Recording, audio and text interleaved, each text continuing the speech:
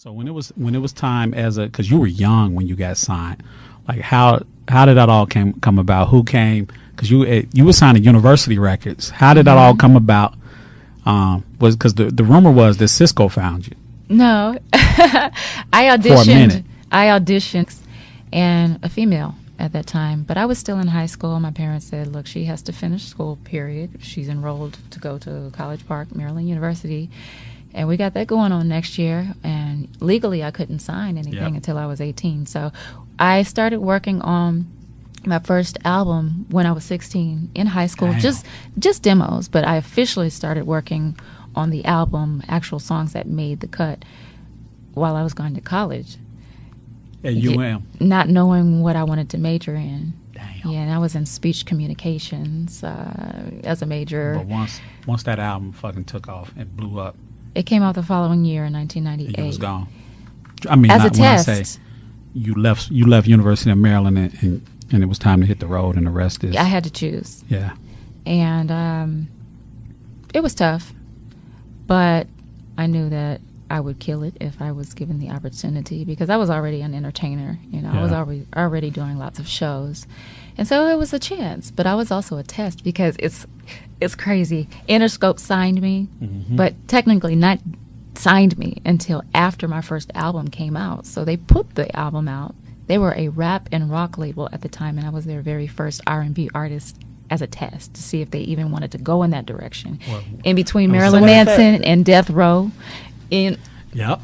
That's where I was when at. when you say test, because that's interesting. So what does that mean? So there's like no dotted line that you sign on. It's just like, well, we're just gonna test the waters, and if it happens, it happens. And we'll make the investment to see where it goes, but we're not sure about R&B. So this is our test to see if we want to even entertain R&B. So like financially wise, though. They showed up, but also the independent label that I was signed to in DC, they were a part of the artist development. Drew Hill was signed to them. Right. That was my camp. That was my production camp. We all created together in the studio for the first album. So we delivered the goods. Interscope was the one that said yes. There were some no's. We don't get this. We already have female artists over here. Interscope was like, this is odd. Well, let's see what happens. Yeah. And it happened. It sure did. And then after my first album came out, because the first one, I signed to them. The first album went platinum, right? Yeah. Mm-hmm. After my album came out, I signed. Technically, You did. What was that relationship like with Cisco? It was cool. Yeah. We all worked in the studio together. Drew Hill, Yeah. Drew Hill, they played instruments. They did vocal production, lyrics. And so we were all in Atlanta, by the way. We did my first album mostly at Silent Sound. Yeah, Wow. I spoke to Daryl Pearson, by the way. Not Daryl Pearson, Daryl Simmons. Yeah, Daryl Simmons. We used his studio, Silent Sound Studios, to knock that album out. And then Interesting. Daryl Pearson from Baltimore that worked with Jodeci and Timberland and that whole camp, Missy, he did a lot of records on the album as well and oversaw the music production while Drew Hill and I wrote the records. Are you still in touch with them? Yeah. We've actually been performing over the last year and a half together, and Cisco and I just did a 20th anniversary performance at the House of Blues in Orlando. Oh, nice. This year. Nice. And I wore the outfit from the video. No. and I fit. Hold on, you can still. Fit it. And this was when? Last year? This year. That's because you're not eating meat. This year. Well, no. I had to remove the pasta from my diet. Oh, there you go. Is that what it was? That's what it was. That's that pasta, that rice, and potatoes, and what French else? fries. And grits. toxic people, toxic things. Well, that's that road food though too. All that. That's that road on the road food. Yeah. That go-to food. What was that one thing over the years that you said, being in this music industry, that you could just that made you want to pull back, like at times when you're like, is this really, I love singing, I love the music aspect, but whether it was business, because I mean, you're fly, you're pretty young, young woman, and whether in this music entertainment industry period, just men, they gonna be savage, they gonna come, they trying to get some ass and all that. I'm sure you encountered that a lot being in this industry. Did it just come to a point, not just that in particular, but other things where you was like, you know what, this shit right here, maybe this is not for me? When my album got leaked in 2007, accidentally got released, actually, when the release date changed. That was devastating because I spent a lot of my own money investing in flying and car services, hotels, per diems, and studio time, engineering, production fees, because I believed in something that maybe the label didn't at the time. So it was an investment. It was my time. It was part of my soul.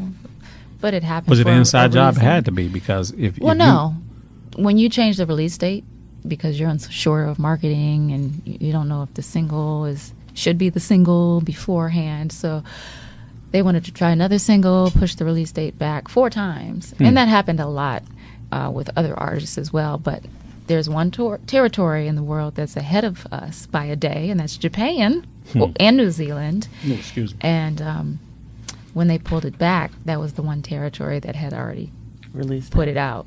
And so once it's out everywhere online, whether it's in Japan or Australia. Once it's online, that's one thing that's accessible to the world. Yeah. And then it's leaked. So it shows up on YouTube and other platforms. And technically now your album is out in the universe. You've delivered the album. And you're owed your money for your back end advance. So you can either fight for it in court and spend the same amount of money or more, just trying to get the money that's owed to you, and then all of that energy and time. And you say that was the one thing, one of the at the top that really fucking hurt. It hurt bad. I was in tears, but there was also expectation from the fans because they were waiting months and months and months, and this was a new label that was actually R&B with a legacy, Motown, that understood, how to market R&B. Interscope was a great label. But I was also being turfed off to other executives, like with Geffen or A&M. So it wasn't pretty much hands-on with Jimmy Iovine. No, and Jimmy is a genius. He sure is. But Jimmy always was clear. He was like, R&B is not my thing. I'm kind of lost with that. I do rap and I do rock, So he never really knew the proper hands to put me in. And it was a learning curve because I was a test, and that was not really their thing. But they were great at what they did. Yeah, you said it. Jimmy Iovine is a beast genius and a beast. He's a genius. Yeah, so that was just my story. That was my journey. Yeah. It was devastating. So I pulled back, not to stop music, but to try to reconfigure what I was used to, and that was the independent environment. And is that what prompted you to move independent? I said, I'm going to get a studio. It has to be in my house. I got to be able to create 24/7,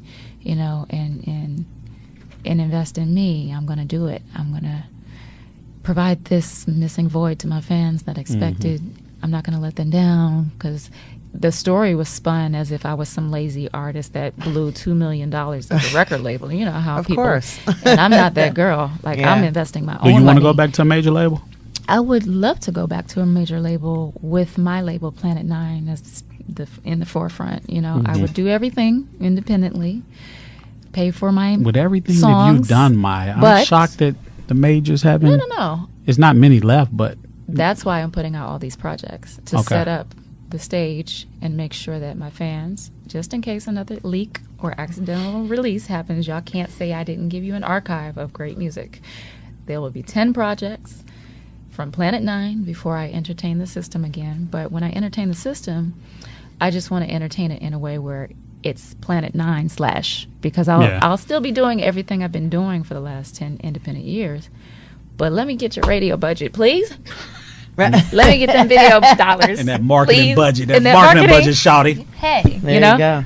So we got fly. You'd have brought fly. We never had no fly in fruit flies. Maya, is there any artist that you would love to work with? That's maybe who you want to collab with? A lot of artists. So many. I just ran right now. Like I just ran into Wiz Khalifa. If you go into the studio right now, tomorrow, India Arie on a songwriting tip. I think she's a genius. She's a beautiful musician. I love her lyrics. They move me. They make me cry. They make me feel. I like artists. I love artists like that. I would love to write with a female, and she would be my first pick for that reason. Janelle Monáe, amazing. Yes. I like Andre 3000. He's a genius in the studio. Yes, he is. Instrumentalist, musician. I would entertain Teddy Riley because he's a musician and his production is still killer. Shout out to Teddy Riley. Crazy. He's coming up on the show. He's coming up on Storytime with Legendary Jerry. Performance artist, Drake, love What his about swag. production? You work with a lot of producers from Hard Work to Timbaland, Polo. What producer right now do you want to get back in with, or one that you haven't gotten in with that you want to get in with? Jam and Lewis. I want to get in with them. Legends. I would love to Legacy. work with Kanye West. Who else? Danger. Like, a lot of folks that I've worked with are just talented. Now, on this album that's out now, you got some big time producers and writers. You got Mavelle, she's incredible. Hard Work, Swag. I mentioned him. You got Los the Maestro. McKinney. So with you being, you still have the great relationships, of course. You just pick up the phone and call all these producers and songwriters, because you still got the big name producers and songwriters attached to your project, and that's hard a lot of times when you're not associated with a major and you don't have those major budgets. Yeah, there are great people in this world, and people that believe in you and are willing to work with you because of your passion and your talent, your commitment, and the business that you do, which is fair. You damn and right. there's different and type of business too. I mean, not saying you're old, but your legacy already is like, whoa, Before we sign off, of course, every episode we dedicate to two people. My father, the late great Mr. Thomas Tyrone Clark, he passed back in 2016. Love you, Dad, miss you. And to my friend, homie, Mr. Shakir Stewart, we dedicate this episode with the beautiful Maya, Miss Jamie Page. Maya, give them all of your social media handles. I know you did. Do it again. Is it at Maya Planet, the number 9? Is that on everything? Is that on Instagram, Twitter? Instagram, Twitter, Snapchat, Facebook, Maya Planet 9, and that is the number 9. And I am follow her, support. Yes, buy please. the album, download the album. Yes, yes. And I am Big Jerry Clark. That is all my social media handles, and Jamie will give hers. Miss Jamie Page on Instagram and Twitter. And let me tell y'all something. Please, I'm going to tell you to go subscribe to the YouTube channel, Legendary Jerry Podcast. Follow us on Instagram, Legendary Jerry Podcast. Check us out, legendaryjerrypodcast.com, all that. Check us out. We signing off. We got to get up out of here. Maya, she all over the country, all over the world, promoting this album, new videos, everything. Thank you, Maya. We love you. Yes, thank you We will so see much. you next Wednesday. Story Time with Legendary Jerry. We are signing off.